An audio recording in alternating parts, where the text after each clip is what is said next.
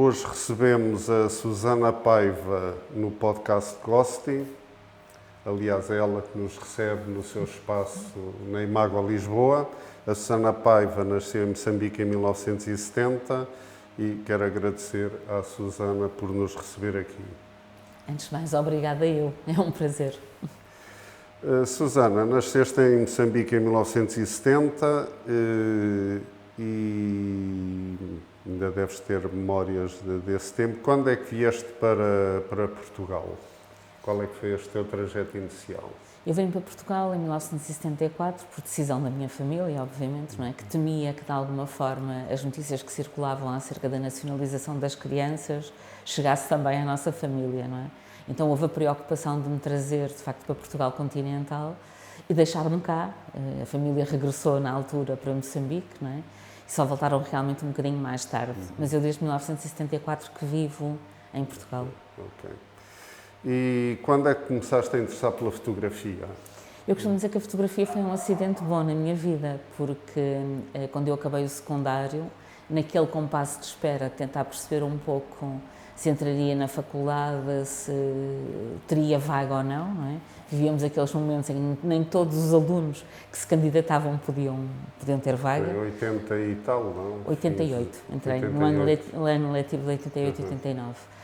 Nessa altura, efetivamente, inscrevi-me num pequeno curso de fotografia, organizado pelo GEOTA, era uma coisa muito dedicada à fauna e à flora em Portugal, e fiquei fascinada por aquilo que a fotografia permitia, não é? Do ponto de vista técnico, porque eu venho de uma família que não tem, de facto, qualquer elo, não é, de ligação com as práticas artísticas. As artes nunca estiveram, não é, presentes na nossa história familiar, e para mim a fotografia foi uma descoberta, efetivamente, quando eu tinha 17, 18 anos, não é? Naquela transição entre o final do secundário e o início da idade adulta, não é? Pronto. O facto de me ter inscrito nesse curso e, portanto, ter comprado uma máquina fotográfica, na altura uma máquina manual muito primária, não é? Qual é que era a máquina? É uma Prática MTL 5B, era um clássico na altura, não é? Era uma máquina que era relativamente acessível. Sim. Pronto, e cumpria as necessidades de regulação manual, não é? Sim. Portanto, o facto de ter descoberto, não é, a técnica fotográfica, ter descoberto o que a fotografia me permitia, fez com que eu ficasse fascinada. O que acontece é que eu ainda estava nessa formação, quando saíram resultados de acesso à universidade, e percebi que tinha sido admitida e tinha sido colocada em Coimbra, que era, aliás, a minha segunda escolha, não a primeira. E, portanto, tive que interromper esse curso do GEOTA e ir para Coimbra, tendo levado a câmara. Portanto, o que aconteceu de bom foi que essa pequena semente, quando eu cheguei a Coimbra, acabou por germinar, não é? Porque tive contacto com o Centro de Estudos Fotográficos e comecei aí sim, não é, a ter uma certa noção que a fotografia não era apenas uma questão técnica, mas era um universo gigante, não é? Onde a linguagem tem um peso muito grande. Ok. E em Coimbra estavas em curso? Eu frequentei psicologia. Psicologia. Foi a minha área de estudo. Portanto, e fizeste aí no CEF, na Associação Académica de Coimbra, conheceste todo tipo de fotografia, não é? De autores. Sim. E os festivais de fotografia. E fizeste mais formação em fotografia ou não? Sim, eu quando estive em Coimbra aproveitei e fiz duas coisas, uma muito básica, que aliás me deu as bases técnicas que eu não tinha, não é? Porque uma exploração autodidata de um equipamento tem muitas limitações, não quer dizer que efetivamente não se possa aprender de forma autodidata, mas achei que era boa ideia sistematizar, e então antes de me inscrever nas formações que o CEF tinha, na altura tinha 2 níveis de formação, um básico e um médio e intermédio, o avançado nunca existiu. Ainda fiz uma formação que todos os jovens faziam normalmente na altura, que era no Instituto Português da Juventude, não é? Foi aí que, de facto, descobri a fotografia analógica e aprendi a revelar e imprimir. Quando fui fazer a formação do CEF, já tinha essa competência técnica, já trabalhava em laboratório e, portanto, o CEF acabou por ser uma consolidação de um conhecimento mais teórico, não é? E também, obviamente, uma via de acesso ao laboratório que o próprio CEF tinha. Lembras-te dos professores lá no CEF, quem eram? Lembro perfeitamente, o Paulo Mora, o José Maçãs de Carvalho, a Teresa Cisa, um privilégio. O Albano ainda chegou a dar algumas aulas, o Albano da Silva Pereira. Sim, sim. Era um professor de luxo, não é? Muito bem. Depois, o que é que se passou a seguir? O que se passou a seguir fase? foi que, obviamente, eu comecei a entusiasmar muito pela fotografia, acabei por ajudar durante várias edições os encontros de fotografia em todo o trabalho de bastidor, não é? Desde a montagem de exposições a tudo o que era necessário fazer para que as exposições pudessem estar patentes a público. Fiz montagem, fiz vigilância de exposições, não é? Ajudei nas questões da comunicação e, portanto, em boa verdade, fui-me envolvendo cada vez mais não apenas com a prática fotográfica individual, mas também com essa consciência, não é, do que a fotografia pode ser. Sim. Quer dizer, o facto de poder ter cruzado caminho com o Robert Frank, com o Joel Peter Witkin, foi um privilégio, não é? Eu na altura tinha noção, era bastante miúda. E linguagens muito diferentes, não é? Sim. Na altura, os encontros de fotografia promoviam, efetivamente, linguagens bastante distintas. Sim. Era uma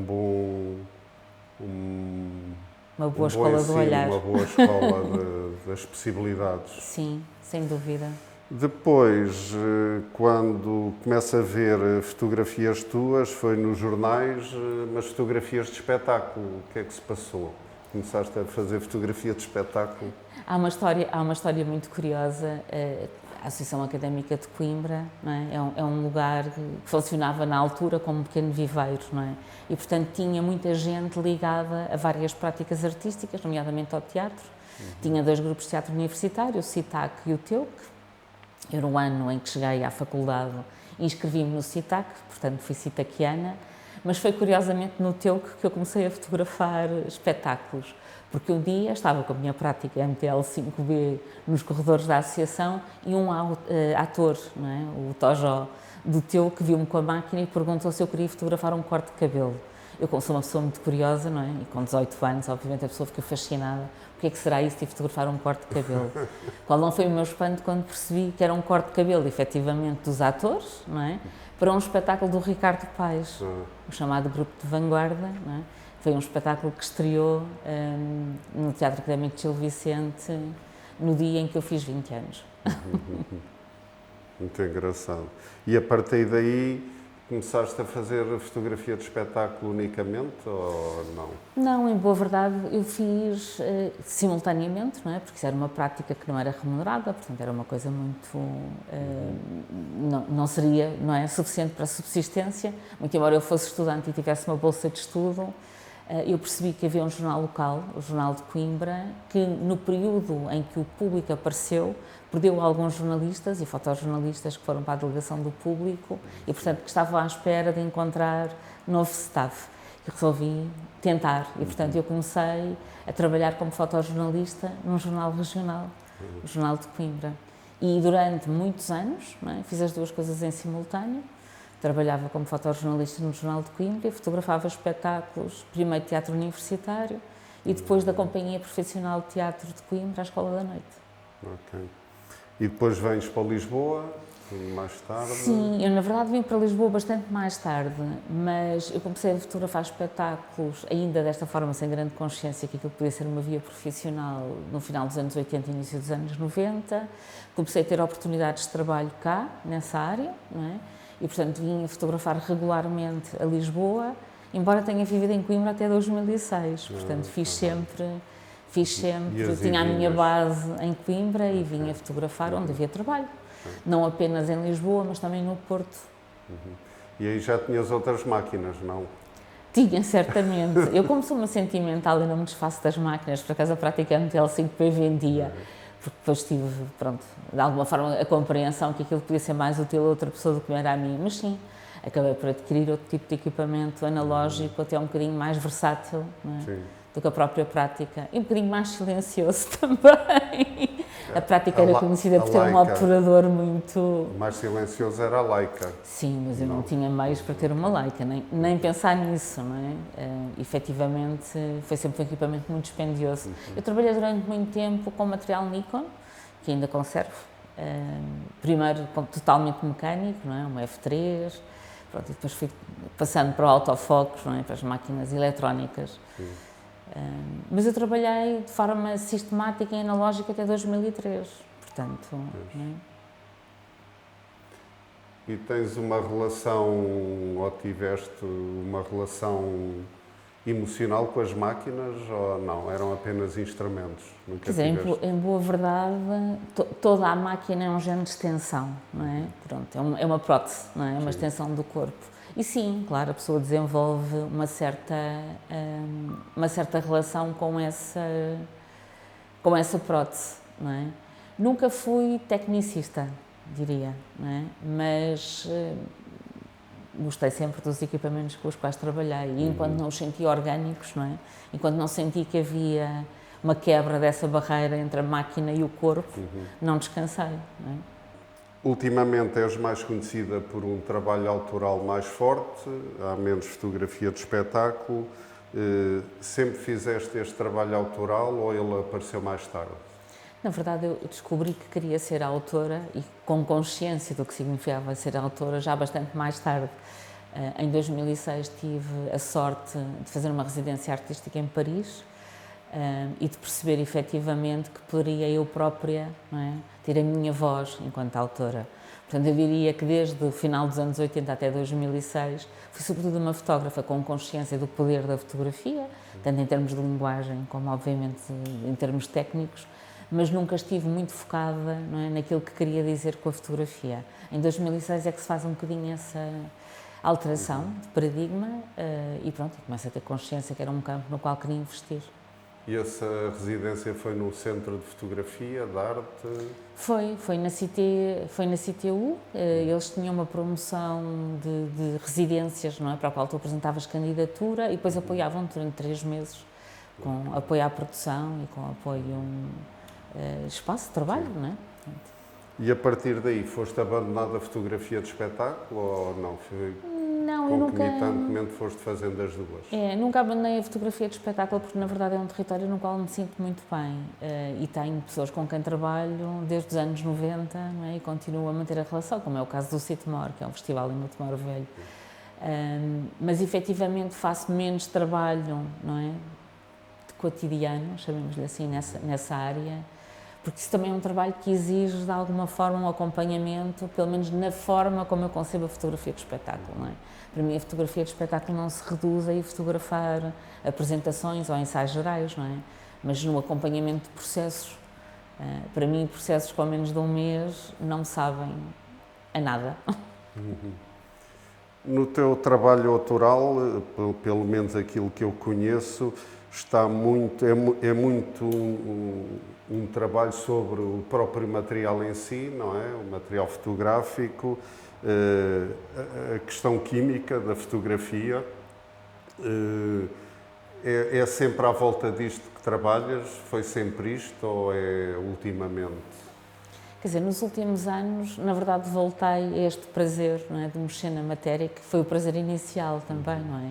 Eu, quando comecei a fotografar, também foi o fascínio do laboratório que me fez ter vontade de continuar na fotografia. Portanto, de alguma forma, é um género de regresso, não é? Qualquer coisa intrauterina, não é? Qualquer coisa de voltar um bocadinho à gênese.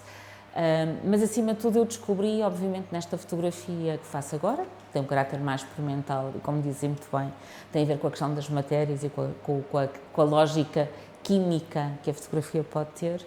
Eu encontrei um espaço que me interessa particularmente, não é? Que é o espaço, novamente, do desconhecido e do deslumbramento.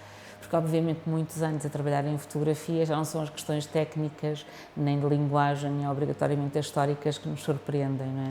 O que é que nos surpreende? Surpreende-nos a capacidade da imagem de nos revelar coisas que nós não sabemos que existem. Pelo menos no meu caso, este trabalho, não é, volta um bocadinho a esse fascínio inicial, não é? Esse deslumbramento que tinha quando comecei a fotografar. Eu, quando comecei o meu trabalho autoral, na verdade, operava mais na área do documental. Diria que era um documental poético, não é? Pronto, não é exatamente o pragmatismo, não é? Personificado, mas sempre foi uma coisa muito impregnada também daquilo que, para mim, eu digo que é uma migração dos anos todos de trabalho na fotografia de espetáculo, não é? Sempre me interessei muito por coisas que, de alguma forma, tinham essa lógica da ocultação, não é? Ilusão e ocultação são duas palavras-chave na área da fotografia de espetáculo, porque elas são, de facto, heranças do próprio espetáculo.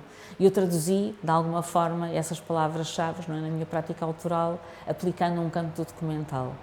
Nos últimos anos, talvez tenha achado que já não era suficiente, porque realmente já não me surpreendia com o que fazia, não é? E para mim é muito importante essa ideia ainda de deslumbramento, não é? Acho que devemos construir, não é, um caminho em que o deslumbramento nunca desaparece. Ser surpreendido, não é? E o acaso também, na parte química e nos materiais, não é? O acaso, estamos a fazer uma coisa e sai outra, e depois vamos atrás dessa outra, não é? Sim, essa ideia de não controlar na totalidade o processo é uma coisa que me interessa muito, não é? Porque, na verdade, a técnica diz-nos que nós devemos ser um género de controle freaks, não é? De ser capazes de controlar tudo com o maior pormenor. E, efetivamente, quando chegamos a esse estado de controlarmos tudo o que queremos controlar, não é? O que está ao nosso dispor para controlar, se calhar o jogo, ou o prazer do jogo deixa de ser esse, não é? E eu encontrei, de facto, nesse lado, eu não vou dizer totalmente casual, não é? Porque assim, nós somos decisores de muita coisa. Quando eu decido trabalhar com uma matéria fotossensível e com reagentes que eu própria escolhi, eu estou a trabalhar com um universo, não é, à partida pré-determinado. Portanto, sou decisora do ponto inicial. Claro que no meio há muitas coisas que acontecem que são fruto, chamamos-lhe do acaso, ou inesperadas, pelo menos, não é? Não há um domínio nem um controle absoluto do processo. No entanto, o fecho do processo, não é? O momento em que eu decido parar, é um controle, não é? Que corresponde àquilo que eu penso ser, quando decido fechar o processo, a visualidade que me interessa, não é? Portanto, sou decisora no início e no fim, não é? E no meio deixo espaço para essa surpresa e às vezes até para o erro, não é? Sim. Porque a ideia de não conseguir deliberadamente, não é? Causar um efeito é muito interessante, não é? Porque nos abre possibilidades que nós não conhecemos. Muito bem, e a partir dos anos 2010 dedicaste também não só ao teu trabalho, continuou, mas à divulgação do trabalho de outros fotógrafos, seja na edição de livros, seja na apresentação de livros, por exemplo, no Experiências no Ateliê Pop-Up, no Fotoclube, no Fotobook Clube. Podes falar qual é que foi o primeiro? Quer dizer, na verdade, todo esse trabalho deriva um bocadinho daquilo que eu descobri nas ações de formação. Eu trabalho também como formadora na área da fotografia há alguns anos e descobri que para mim partilhar é um prazer. E essa ideia da partilha e essa ideia do acompanhamento do trabalho do outro, não é, foi-se consolidando sobre formas muito diferentes. Primeiro apareceu exatamente este fascínio pelo fotolivro, não é? Foi em 2012 que eu comecei a perceber que havia vários clubes, não é? Os chamados Photobook Clubs, não é? Tinham começado com Matt Johnston em Inglaterra, mas já tinham espalhado um bocadinho por vários países, nomeadamente em Espanha, e que ainda não tinham chegado a Portugal. E fiquei muito fascinada com esta ideia de poder ter um espaço onde mensalmente, não é? Porque é essa a regularidade dos nossos encontros, não é? Das nossas partilhas, se podia de facto falar sobre aquele objeto nas várias perspectivas, do autor, do editor, do colecionador. Essa ideia, não é, de poder ter um espaço de partilha em torno do fotolivro interessou-me particularmente. Ao mesmo tempo, como fui sempre dando formação e fui sempre acompanhando projetos de outros autores, também surgiu um bocadinho a necessidade de perceber o que é que nós fazemos com o que criamos, não é? E o ateliê Pop-Up vem de alguma forma responder essa questão, que é, se nós criamos e queremos de facto tornar público aquilo que fazemos, que estratégias é que podemos ter para isso ser possível, não é? E onde é que existiu este ateliê Pop-Up? Foi sempre no mesmo sítio? O ateliê Pop-Up esteve sempre localizado no Palácio Pancas Palha. O Fotobook Club, na verdade, teve várias moradas, não é? Ele começou ali na zona de São Bento, no espaço da Imagerie, passou para a LX Factory, para um espaço de cowork, depois foi para o Beato, também para um espaço de cowork, não é? E ultimamente as sessões de Fotobook Club têm sido feitas aqui na Galeria Imago. E tens visto resultados desse trabalho de divulgação? Há mais fotógrafos a fazer livros, há mais público? Qual é que é o saldo 13 anos depois ou 10 anos depois? Eu acho que não estamos, de facto, no mesmo lugar, não é? Não quer dizer que não estejamos num lugar frágil. O ter passado muito tempo a ver conquistas não quer dizer que não seja um lugar de fragilidade. Mas há 13 anos atrás havia muito poucos autores a autopublicarem, de facto, não é? E neste momento há muita autopublicação, diria que há alguma com uma qualidade muito boa, outra mais frágil, mas isso é normal, não é? A publicação por outrem também tem a mesma questão, não é? Há coisas muito boas e outras que não são tão boas. Mas acima de tudo temos um público um bocadinho mais consciente daquilo que é o poder e as possibilidades do livro também como veículo, não é? De comunicação, de projetos fotográficos.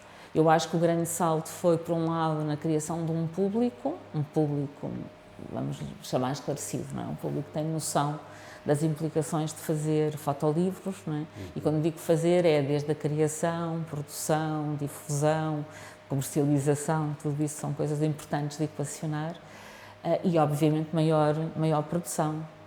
Sim. E nesses encontros o nível de discussão que hoje em dia, seja os fotógrafos, seja quem vai assistir, está mais ligado a questões técnicas ou estéticas ou questões filosóficas? O que é que se discute mais? É assim, na verdade eu acho que atravessa as três questões. No início havia muita necessidade de esclarecimento técnico, porque as pessoas não sabiam como é que se faziam livros, não é? Ou seja, nós passámos, naturalmente também em 13 anos, uma revolução, não é, de acesso gráfico, não é? Porque o print on demand, a edição digital, não é? Ganhou um género de espaço de maior possibilidade, não é? Quer dizer, os custos, a acessibilidade diminuíram muito, não é? Pois, a acessibilidade aumentou, o custo diminuiu. Hoje é possível fazer 5 livros, não é? Ou um. Que é muito embora um não seja 1/5 do valor de 5, sim, não é? Claro, Pronto.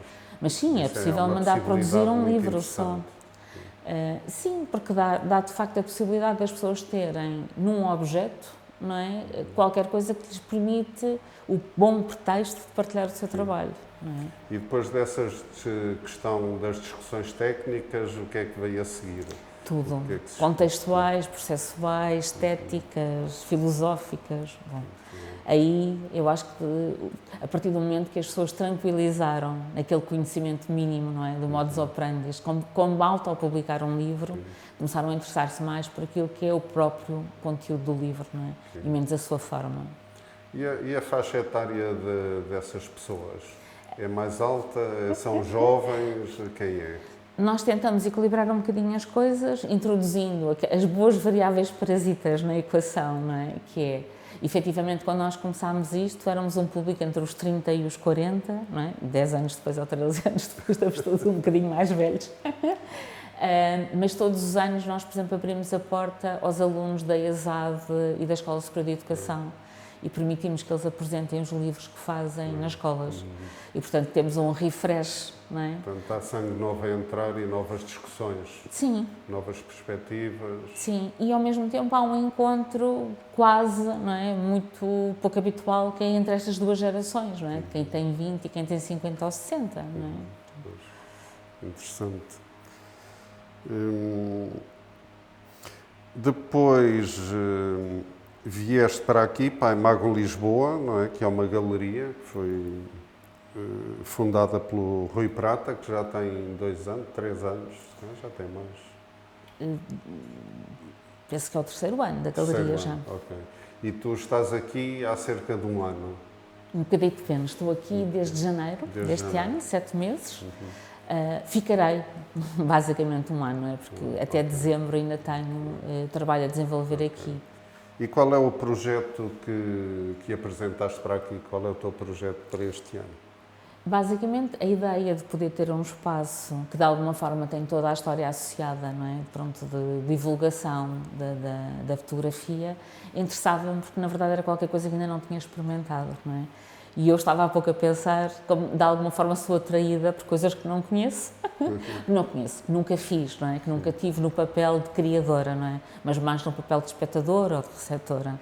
E portanto esta ideia de poder ter um espaço a programar, não é? Muito embora a programação que eu venho a fazer nos últimos 10 anos seja sempre feita em casas de outros, não é? Reunia aqui a possibilidade, por um lado, de concentração da programação que andava dispersa por várias casas, não é?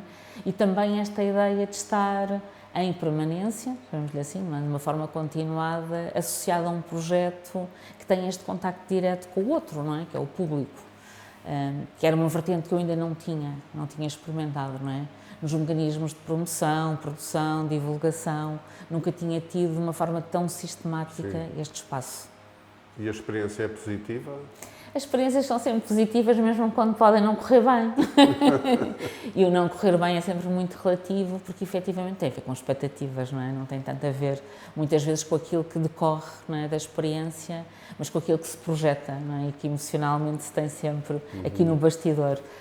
Positiva é, porque efetivamente descobri que este lugar de encontro com o outro, que também pode ser casual, que nunca acontecia em situações prévias, porque eu efetivamente funcionava quase uma lógica de evento, não é? As pessoas eram convocadas para um momento específico, num lugar específico, fosse o Palácio Pan Caspalha, fosse o Cowork, na LX Factory, ou seja, havia um género de encontro marcado, não é? Aqui há também lugar para encontros não marcados, não é? E isso é uma galeria de porta aberta, não é? Portanto, qualquer pessoa pode entrar. Portanto, já agora falta dizer que a galeria se situa em Santa Apolónia, na rua... Do Vale de Santo António, número 50C. Okay. Portanto, esta experiência como galerista foi importante para receberes e perceberes pessoas que não eram habituais ao teu círculo de trabalho. E achas que isso vai mudar a tua postura para o futuro? Já mudou? Eu acho que já mudou. Aliás, toda a aprendizagem é transformadora, não é? Eu não me vejo exatamente como galerista, muito embora sim, tenha tido essa função, não é? De estar aqui na galeria a mostrar trabalho de vários autores. Mas a ideia que eu tentei de alguma forma experimentar aqui, não é? E a convocação que fiz de vários autores e de vários eventos, não é? De vários espaços que já existiam noutros lugares, tinha a ver com a tentativa de perceber se todos os modelos estavam de alguma forma já explorados, não é? Porque aqui, basicamente, o modelo era um modelo um bocadinho particular. Não é uma galeria institucional, não é uma galeria comercial, então que galeria é que é, não é? O que é que se passa aqui, como é que funciona? A ideia de ter um espaço não normativo, um espaço que permite funcionar como ateliê, mas também como espaço de mostra, não é? Portanto, mais próximo da galeria e, eventualmente, eu digo eventualmente porque as questões comerciais são sempre muito residuais, lugar, não é, de venda, interessava-me perceber até que ponto é que não apenas a comunidade artística, mas o público geral entendia este modelo e ele aderia, não é? E falaste do ponto de vista económico, sabemos sempre que a arte em Portugal economicamente é sempre também bastante frágil. E qual é que é a tua experiência aqui também? É dessa fragilidade, não? Sim, a minha experiência é que a maior parte das pessoas não associa aquilo que vê à possibilidade de o adquirir, independentemente dos meios que tenha ou não para o fazer, não é? As pessoas entram numa galeria e não estão à espera, a priori, que seja possível comprar. E tive uma experiência muito, muito engraçada. Logo um mês depois de estar aqui, houve um senhor que chegou à porta, não entrou na galeria, bateu à porta, fui ver o que é que se passava, estava de porta fechada, que não era hora de abertura.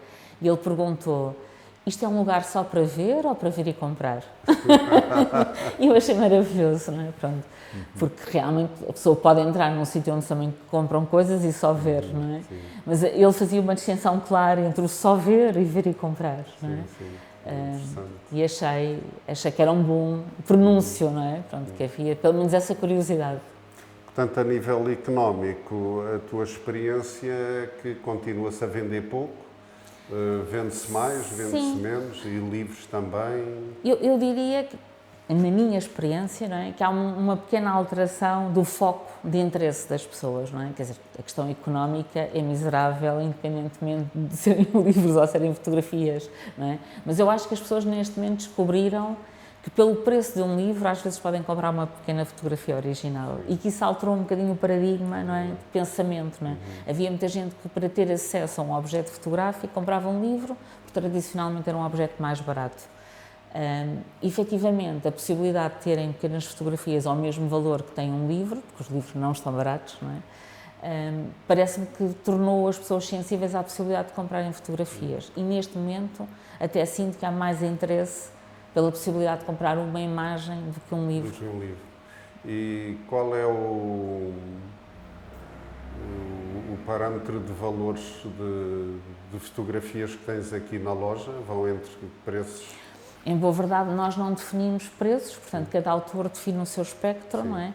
Mas nós temos coisas que vão desde os 20 euros, não é? E que são múltiplas. Uma fotografia sim, original, 20 nós euros. temos, mas nós temos coisas que são múltiplos e às vezes ilimitados, que são séries abertas, não é? Quer dizer, se estamos a falar num padrão de uma série ilimitada, não é? É uma coisa, se é uma edição limitada é outra, se é um papel fine art é uma coisa, se é um papel fotográfico é outra. E na verdade nós temos autores que jogam em campos muito diferentes. Nós temos autores que não querem limitar as suas séries fotográficas e, portanto, eles vendem um valor muito baixo, não é? Temos autores que têm outro tipo de requisitos e só querem séries limitadas, não é? Muito poucos exemplares e as vendem a um valor muito mais caro.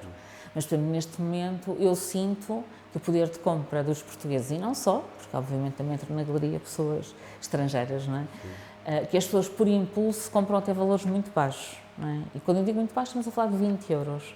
Por impulso, não refletindo sobre a consequência da compra, não é? Estamos num valor muito mais baixo do que já tivemos, não é? Já houve alturas que as pessoas por impulso compravam coisas de 50, hoje não compram por impulso. Não é? Pensam efetivamente e fazem essa gestão, não é? Até de pensar, por exemplo, se estão a fazer uma coleção de publicações, não é? Alguns autores publicam já com esta ideia de coleção, não é? E que cada uma unitariamente custa 20 euros. Quer dizer, se a coleção tem 12, na verdade é um investimento um bocadinho maior, não é? 240 euros. As pessoas perguntam, se eu comprar hoje uma, para o mês que vem posso comprar outra, não é?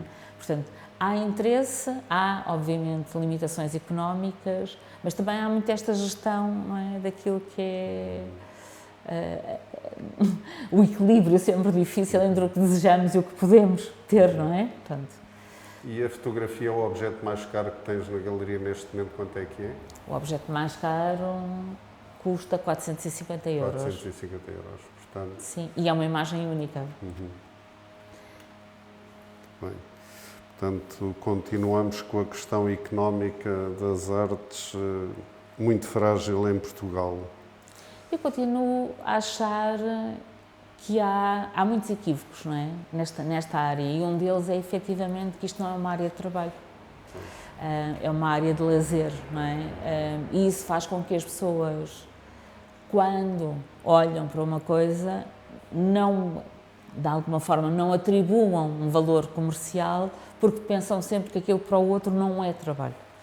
Ainda estamos, efetivamente, nesse nível, não é? Das pessoas acharem, porque para si a fotografia é uma coisa que fazem nos tempos livres, que a prática dos outros reflete a mesma condição. É óbvio que é uma ingenuidade e uma ignorância que minam as coisas, não é? E projetos futuros? Há sempre, não é? Sempre muitos projetos. Sim, uma das coisas que eu gostava, não é? Nós agora vamos fazer uma pausa no verão, não é? E, portanto, o projeto fecha aqui um ciclo e, quando regressar, regressa também com outras premissas, não é? Porque, obviamente, houve uma aprendizagem e eu percebi que há coisas que não vale a pena insistir, porque as pessoas não as desejam, não é? E eu acho que isto não faz sentido estar a fazer uma coisa que implica chegar ao outro e não ouvir o outro, não é? Não o compreender. Mas chega otimizado para essa ideia, não é? Daquilo que de alguma forma teve eco e o que não teve eco, não é? Para mim interessa-me, acima de tudo, mais do que estabilizar um modelo, experimentar, não é? Porque eu acho que se nós não experimentarmos modelos novos, vamos estar permanentemente a usar aqueles que conhecemos e que não são obrigatoriamente modelos de sucesso, não é? O facto de uma coisa existir não quer dizer que seja nem boa nem bem sucedida, não é? E acho que, acima de tudo, estamos aqui a falar de uma coisa que ganha um género de espaço, de autonomia para um autor, não é? Porque nós não fazemos, não é exatamente um projeto de curadoria, no sentido que nós não escolhemos o que é que cada autor mostra, mas deixamos a cada autor a liberdade de propor o que lhe interessa. Mostrar o que quiser. E isso, por um lado, é um risco, não é? Porque, obviamente, podemos ter níveis de qualidade que não são idênticos, mas, por outro lado, é claramente, acho eu, um movimento interessante. Porque, muitas vezes, o que para mim não reúne as condições ideais é aceito pelo outro como uma coisa que ele deseja, não é? eu tenho aprendido muito acerca disso, não é? Quer dizer, eu tenho um modelo para aquilo que é o meu trabalho artístico, mas acho que não posso ser um modelo para aquilo que é o trabalho artístico dos outros. Claro. E acho que deixar os outros experimentarem aquilo em que acreditam é importante. Claro. E que se aprende muito acerca disso, não é?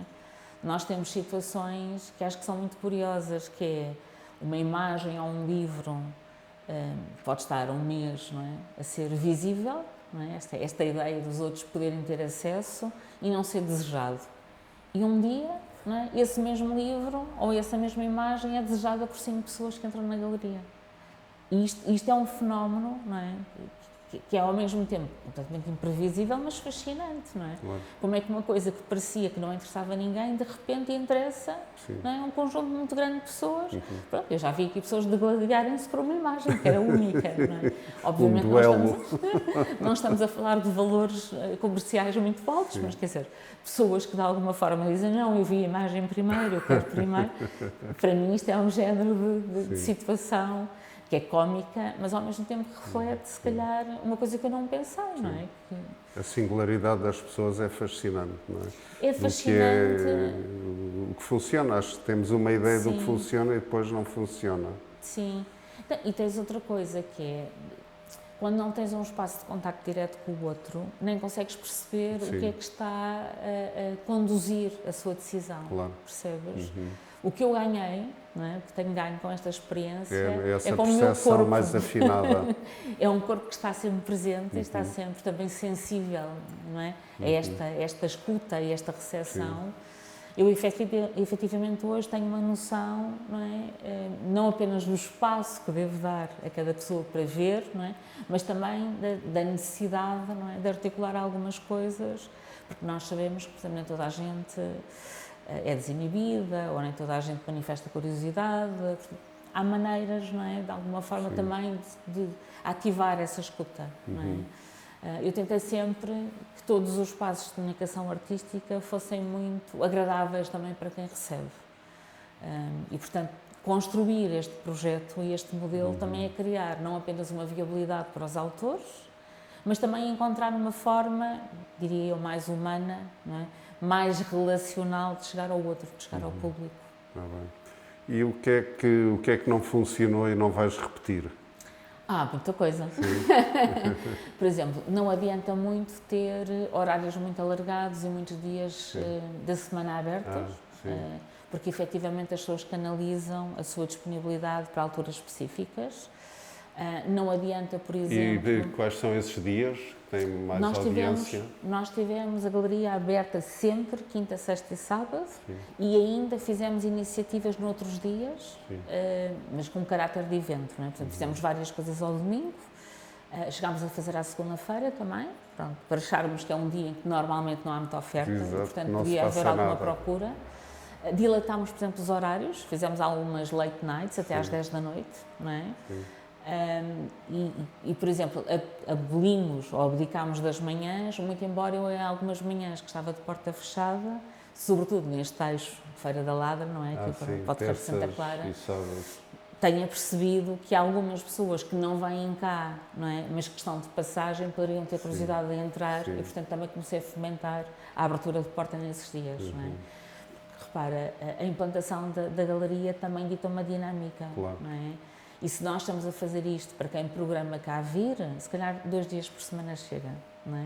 Se estamos com o desejo, não é, de quem passa poder entrar, então se calhar temos que ver quais são os dias, não é, que passa gente, não é? A galeria tem uma situação geográfica muito particular, porque fica numa rua muito íngreme, não é? E as ruas muito íngremes exigem muito esforço, tanto a subir como a descer. O que significa que quando as pessoas vão carregadas nem sequer olham para o lado. Não é? A galeria tem esta...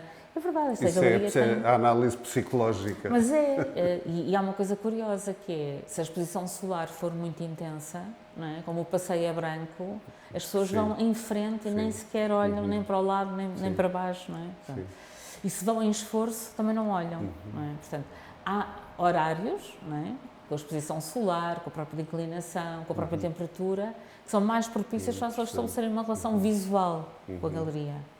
Não é? E quais são os melhores dias e horários para estar aberto? A experiência que nós tivemos é que, na verdade, das 4 em diante é melhor. E, portanto, decidimos depois abrir às 3h30. Sempre precisa de um tempo para organizar as coisas, não é? Também não é chegar e ter ali um cliente à porta. E que, de facto, devíamos prolongar um bocadinho para além das 6, 6h30, que é o horário normal de quase todos os sítios. Então, anunciamos 7h30, mas nunca saímos antes das 8h30, pronto. Porque, efetivamente, entre as 7 e as 8 chega gente. Ok. E isso até pode ser interessante, pode dar alguns jantares também, não é? Há uma coisa, não, mas há uma coisa muito curiosa que é, efetivamente, neste eixo, não é? E a rua tem uma dinâmica particular. Eu sei que a partir das 6 há muita gente que passa com outra tranquilidade, não é? Porque já deixou a sua obsessão, não é? Do que tinha que resolver e vai a caminho de casa e vem com outra disponibilidade, não é? E essa outra disponibilidade permite-lhes entrar, falar com quem cá está, ver o que cá está. Isso é uma grande mais-valia. Em vez de ir para o pub ver uma cerveja, vem aqui ver umas fotografias. Infelizmente, aqui não é um pub, não nos podemos dar cerveja, mas sim, podemos dar. Há sempre pelo menos um cafezinho, uma água e é um sítio agradável para estar e conversar sobre fotografia. Se as pessoas vierem com sede ou quiserem um café, tenho muito prazer em oferecer. Portanto, outros projetos futuros. Agora há uma questão, quando se fala de futuro, vem-nos sempre à memória este grande, não é um elefante na sala, mas já está nas nossas vidas, que é a inteligência artificial. Como é que achas tu, que és uma pessoa então da experimentação química, não é? Com a inteligência artificial vai ser mais difícil de manipulares manualmente. Achas que vai ter já alguns autores a trabalhar com a inteligência artificial? Coloca-te alguns problemas ou a tua curiosidade leva-te a explorar este novo campo? É assim, para mim tudo o que sejam territórios de exploração me interessam, não é? E muito embora possa haver quase este contrassenso entre aquilo que é a manualidade e a experimentação física e aquilo que é a experimentação eletrónica, não é? Eu também já experimentei usar inteligência artificial na criação de imagens e devo dizer que não foi nada desagradável como experiência. Eu não vejo problema nenhum em se criarem imagens de tipologia, não é? Eletrónica. Até porque, efetivamente, se as pessoas tiverem consciência que aquilo se distingue das outras imagens que são captadas com outro tipo de ferramentas, não vejo questão nenhuma a não ser a questão ética, não é? O dizer que uma coisa é outra. Do ponto de vista individual, não é? Eu acho que o cruzamento de tecnologias a mim nunca me causa problema nenhum, até porque nós, quando fazemos uma coisa que nasce analógica e depois digitalizamos e imprimimos, não é? Por via também digital, já estamos a mexer em coisas que também são mediadas por formas de inteligência artificial. Um software que faz um rico de uma imagem, não é? E que aumenta a sua qualidade gráfica, usa um algoritmo que está lá, não é? De forma de inteligência artificial, a mexer na imagem e na sua estrutura. Mas está a reagir ao que nós estamos a pedir, não é?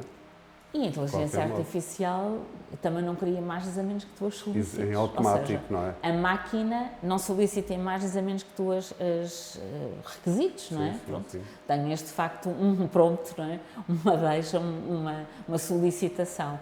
Agora, eu tenho sempre muita dúvida, e isso já comentei várias vezes, não é? Que seja possível usar a inteligência artificial sem inteligência humana. Isto por uma razão muito simples. A inteligência artificial responde a uma solicitação. Essa solicitação depende da competência da linguagem de quem solicita. Tendo eu dúvidas que as pessoas estejam a melhorar as suas competências linguísticas, também tenho dúvidas se poderão ser competentes na criação de imagens através da inteligência artificial. Ou seja, uma pessoa que não articula, não é? Nem o pensamento, nem a sua capacidade de expressão através da linguagem escrita, neste caso, não é? Como é que vai conseguir dominar uma tecnologia que depende dessa competência? E, portanto, eu costumo dizer de uma forma muito sintética, pronto, e um bocadinho jocosa, que me assusta mais a perda da inteligência humana do que a ascensão da inteligência artificial. E acho que são duas coisas que não têm que ser incompatíveis, não é? Acho que uma pessoa inteligente poderá usar a inteligência artificial de uma forma interessante e criativa, sem dúvida. Uma pessoa que não tem essa capacidade, não é? Nunca o fará, não é? A máquina responde a um estímulo, o estímulo implica um domínio de qualquer coisa, não é? Claro. Nós temos autores a fazer imagens com inteligência artificial que são bastante interessantes, pronto, felizmente, a maior parte deles tem essa consciência, não é? E anuncia a tipologia, não é? De imagens que nós estamos a ver, para não as confundir com a fotografia feita. Mas estamos a falar está a lembrar de quem? Estou a pensar no Mário Pires, por exemplo, que tem Pires. usado muito a inteligência artificial para criar imagens. E que anuncia sempre as ferramentas com as quais trabalha, acho que é uma questão ética, não é? Dizer que está a usar o software XYZ e que ainda está a otimizar as imagens desse software com outra ferramenta, como por exemplo uma edição de imagem no Photoshop, não é? As ferramentas de edição de imagem já estão a integrar, não é, a dita inteligência artificial para otimizar a imagem. Não é? Achas que essa necessidade de nomear o software e as questões técnicas tem a ver com a questão da verdade na fotografia? Eu acho que neste caso é mais uma questão das pessoas não confundirem aquilo efetivamente com qualquer coisa tangível ao outro, não é? Pronto. Mas porquê? Porque para eles, se calhar, é importante isso, quer dizer, obviamente eu sou uma fã do fundo coberto e, portanto, para mim a verdade em fotografia não existe. Eu lembro-me sempre, quando se começou a falar da inteligência artificial, para mim, na história da fotografia, vou sempre remeter para as fotomontagens. Sim, ou então para a imagem do afogamento, do hipotético afogamento do Hipólito Bayard, não é? Sim. Que é a primeira imagem que nós conhecemos que de alguma forma atenta contra esse paradigma da verdade, não é? Ele auto-ensina-se afogado como um statement, não é? Contra a injustiça que estava a sofrer. Portanto, de alguma forma... Mas nas montagens podias fazer com fotografias tuas, montagens, com fotografias de outros, sei lá, as fotomontagens do Artfil, em inglês, não é? Que até com imagens de revistas recortadas e não dizia isto é da revista X, isto é da revista Y, isto é do livro tal, Mas, não é? no entanto, era o que interessa é a imagem era final, assumido, não é? sim, como uma fotomontagem, não é? Quer dizer, não é tanto a fonte, é a natureza da criação. É assim, repare, eu quando faço um quimigrama, não estou a dizer que matérias é que uso para o quimigrama, não é? Defino de uma forma muito sintética a técnica associada, não é? Se alguém me perguntar, poderei dizer o que é que estou a usar como matéria fotossensível e, obviamente, como reagentes. Mas para mim não é importante, não é isso Por que isso define... é que eu acho estranho esta necessidade de nomear os softwares e dizer isto é uma imagem criada por inteligência artificial. Talvez as pessoas tenham receio, não é, daquilo que é o julgamento dos outros, não é? Tu sabes que, efetivamente, como a maior parte das pessoas tem uma visão da fotografia ingênua, não é? Pronto. E de que é realidade, não é? Sempre. Se tu confundes uma imagem, não é, com qualquer verdade, então tens um problema. E a maior parte das pessoas está nessa fase, não é? Ainda tem uma visão ingênua da imagem.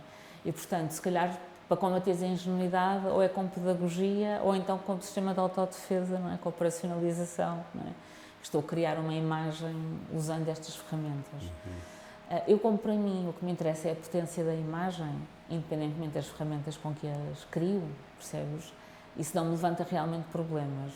Mas há muitas pessoas que têm ainda, não sei, necessidade de dizer que o que fotografam, que o que mostram é o que veem, não é? Como se o que vissem foi o que a câmara materializou. Mas há pessoas que têm essa confusão, não é? Entre a sua relação direta com o mundo e a tradução da imagem.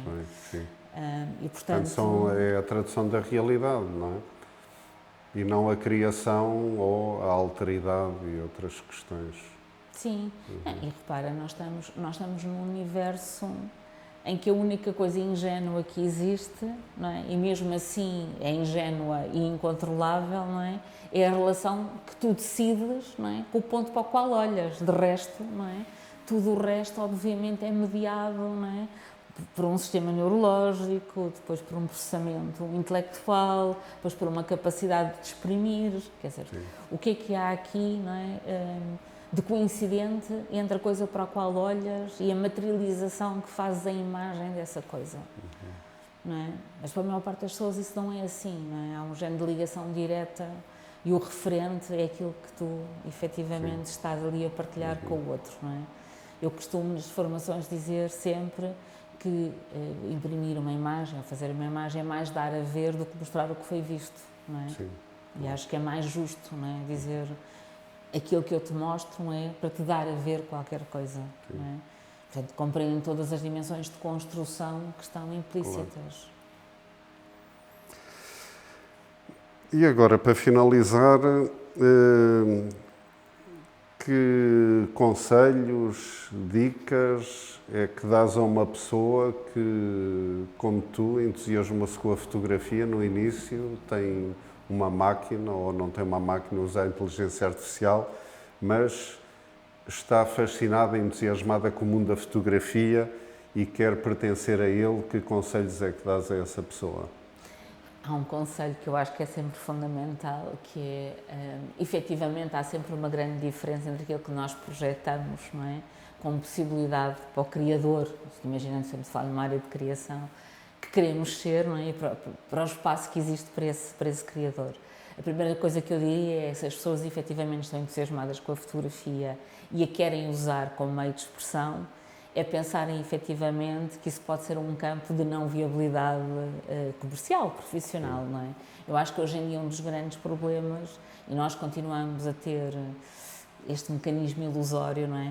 Que toda a gente que tem acesso a meios de criação de imagens pode encontrar um lugar, não é, de visibilidade pública e viver disso, não é? Eu acho que são coisas muito diferentes. Eu acho que a acessibilidade aos meios, não é? A capacidade de criação, a visibilidade que daí advém, a subsistência ou a rentabilidade que se pode tirar daí é como uma coreografia, cada um é um passo, não é? E nem toda a gente consegue dançar a coreografia toda. Portanto, eu diria que se as pessoas querem exprimir através da fotografia, não vejo barreiras para isso, não é? E que é sempre possível, obviamente, com trabalho, porque sem trabalho não existe possibilidade, não é? Com trabalho, com persistência, ser-se, não é, um criador nesta área.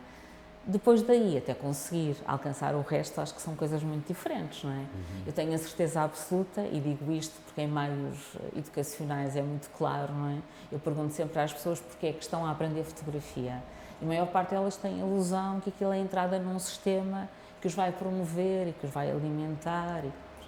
E alimentar, digo, obviamente, emocionalmente e financeiramente, não é? Como os franceses dizem, o alimentaire, não é? Aquele que os vai permitir sobreviver, não é? E eu digo-lhes sempre, quer dizer, não quer dizer que isso seja impossível, é progressivamente mais difícil, não é?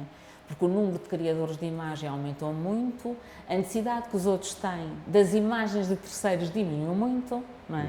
Eu acho que hoje em dia a relação que as pessoas têm com as imagens é muito onanista, não é? As imagens que as pessoas querem ver são aquelas que lhes dão prazer. E esse prazer advém do facto de as fazerem, não é? Portanto, a maior parte das pessoas interessa-se mais pela fotografia que faz do que pela fotografia que existe feita pelos outros. Isso põe-nos num problema danado, não é? Porque quem faz para comunicar precisa de um receptor. Se o receptor não quer ver, não se interessa, não é? Entramos numa falência de sistema. Portanto, o que eu diria é, se estão interessados em fazer fotografia e pensam que isso é algo para chegar aos outros, então têm de trabalhar não apenas na qualidade, não é, daquilo que constroem, mas também nessa criação do canal, não é, de comunicação para chegar ao outro. Que eu acho que é onde está a maior possibilidade de falência, não é? A maior parte das pessoas, eu digo isto e odeio generalizar, mas efetivamente é muito também, não apenas uma experiência, mas uma constatação. Não se interessa minimamente pelo que os outros fazem, ainda que seja numa área pela qual se dizem apaixonados. Sim. O número de fotógrafos ou criadores na área da fotografia que acompanham outros autores é muito baixo, não é? Porque não veem nisso um objetivo ou uma motivação. E eu diria que sem nós olharmos para o que os outros fazem, não quer dizer que não possamos fazer o nosso trabalho, mas perdemos, obviamente, uma dimensão gigante, não é, de possibilidades, não é? E não vês forma de alterar isso? De criar novos públicos ou... É uma questão social, não é? De gerações, é geracional, não é? Eu acho que é mais do que geracional, porque repara, mesmo as gerações que começaram a fotografar quando havia muito pouca gente no campo da criação, não é? Estamos a falar em território nacional, não é? Pronto. Perderam essa capacidade e esse interesse. Ou seja, eu acho que isto já não afeta só a geração dos novos criadores, mas também afeta a geração dos outros criadores, que já cá estão há 20, 30 anos. Não é? Se deixaram de ter interesse ou curiosidade pelo trabalho dos outros, interrogo-me porquê. Não é? Porque a mim, por exemplo, não me basta fazer o que quero fazer para mim. Não é? Eu preciso efetivamente de ver e de acompanhar e de partilhar e de trocar e de chegar ao outro. Não é? Seja o outro alguém que está na área ou não. Não é? Mas essa ideia, não é, que os pares, não é, são bons interlocutores, eu diria que é muito pouco realista. Não é? Eu acho que os nossos melhores interlocutores são efetivamente as pessoas que ainda olham para a fotografia com interesse e curiosidade. E 90% deles não devem estar a fazer fotografia, a não ser fotografia vernacular, não é? A que fazem para o seu dia-a-dia e pronto, no seu contexto privado, não é? Porque os outros estão desligados, não é? Portanto, o que eu acho que é preciso é um religamento, não é?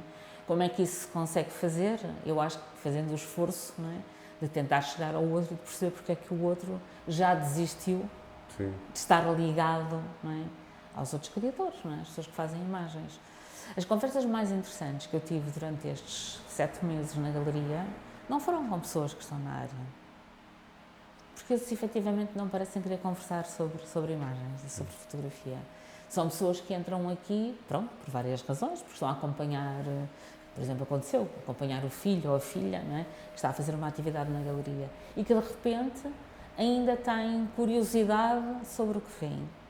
E ainda colocam questões, e ainda estão receptivos à escuta, e ainda desejam que haja um interlocutor que com eles fale sobre as coisas, não é? E isto é um contrassenso, não é? Porque parece que as pessoas que estão na área teriam a priori um interesse acrescido, e eu acho que não. Acho que a probabilidade de entrar alguém por aquela porta que esteja na área, que esteja interessado pelo trabalho de outro é muito mais baixa do que um vizinho se vir cá, não é? Vir cá e mostrar interesse por esse trabalho. E isso é muito curioso. Há uns anos dizia-se que tem a ver com a velocidade, não é? Que as pessoas já não têm tempo para nada, mas a questão não é essa. Não é? Eu acho que não é só velocidade, porque a velocidade traz a voracidade, não é? Querer ter mais e mais e mais e mais. Mas o ter mais e mais e mais implica estar, não é? Eu acho que é mais esta ilusão que ter acesso à informação de qualquer coisa já é viver essa coisa. Eu costumo contar uma história fantástica que é as minhas edições, as minhas autopublicações têm sempre tiragens muito baixas e, portanto, pronto, estamos a falar de 50 livros, 100. A tiragem máxima que fiz em autopublicação foram 100 exemplares. E quando a pessoa publica numa rede social uma informação sobre essa publicação, muitas vezes o outro tem a ilusão que já viu a publicação. Não é? Então, tenho pessoas que dizem, eu conheço o teu livro. Eu pergunto, mas conheces como? É porque eu conheço os meus compradores todos. Não é? Conheces como? Viste em casa de alguém? Alguém te mostrou? Ah, não, vi na rede social. Disse, mas repara, o que tu viste foi uma informação sobre o livro. Tu não viste o livro, tu não folheaste o livro, tu não tiveste uma relação com o objeto. Portanto, as pessoas confundem informação com experiência. Não é? Conhecer um livro é ter o prazer, não é, de o folhear, não é? De ter efetivamente visto, refletido, não é? Transformado, as coisas servem, a recepção serve para nós recebermos e transformarmos aquilo que recebemos. E as pessoas têm a ilusão que terem visto uma informação é a mesma coisa que terem tido a experiência de fruição da obra. E, portanto, não me parece que seja só velocidade e voracidade. Eu acho que é equívoco mesmo. Não é? Acho que as pessoas estão iludidas acerca da natureza da relação. Porque sentem-se relacionadas e a par de tudo, mas através das redes sociais, não é? Já não é preciso ir aos sítios. É verdade, não é? Eu pergunto sempre às pessoas, não é? Das suas experiências, não é? O que é que conhecem, o que é que lhes interessa e o que é que vivenciaram. É diferente, não é? Dizer, eu gosto muito de um espetáculo de um criador, porque fui ver o espetáculo físico e me emocionei, ou fiquei, não é, arrepiada, ou não é, senti qualquer coisa que me tocou, não é? Do que eu vi aquilo na televisão e percebi que existe, não é? Ou no YouTube. É indiferente, não é? Portanto, esta ideia do acesso à coisa, o acesso mediado, é confundido por maior parte das pessoas com a experiência das coisas. E por isso eu acho que as pessoas não é só terem menos tempo e não é só do dia a dia nos poder triturar, é que as pessoas estão confusas acerca da natureza do que é a experiência do mundo, não é? Não cheiraste, não tocaste, não sentiste, não tens o corpo na equação, então... Não te irritaste, não é sempre só coisas boas, não é? Não, claro, obviamente, até porque muitas vezes aquilo que nós tocamos, aquilo que nós cheiramos, não é obrigatoriamente o sentido da agradabilidade, não é? Mas se o corpo não experienciou, se não houve essa experiência física da coisa, então a tua experiência foi limitada. E o conhecimento é muito mais forte quando envolve os vários sentidos, não é?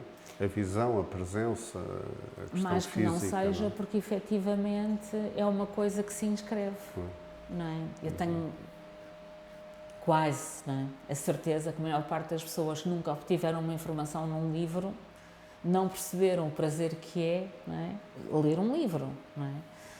Não quer dizer que não tenham acesso àquilo que está escrito num livro noutro meio qualquer, não é?